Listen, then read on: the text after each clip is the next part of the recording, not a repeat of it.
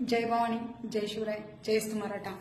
जरांगे पाटील यांच्या आंदोलनातून मराठ्यांना काय भेटलं? तर मराठ्यांची अवस्था अशी झाली, तेलही गेलं, तूपही गेलं, हाती आलं मराठ्यांच्या दुपाटनं। कुणबी असणाऱ्या जरांगे पाटील यांनी मराठा नावाखाली जे आंदोलन चालू केलं होतं, त्या आंदोलनामध्ये असंविधानिक मागण्या होत्या। मराठ्यांचं सरसकट कुणबीकरण करा, मराठ्यांना सगळे सोयरे आरक्षण द्या, या मागण्या घेऊन मराठ्यांचं अतोनात नुकसान केलेलं आहे। मराठा ही जात आहे आणि या जातीचं कुणबीकरण होऊ शकत नव्हतं।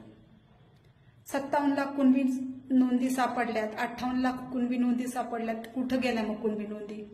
आता ह्या 58 लाख नोंदींपैकी 57 लाख नोंदींपैकी किती मराठे कुणबी म्हणून भरती झालेत सांगावे जरंगे आणि जरंगे समर्थकांनी।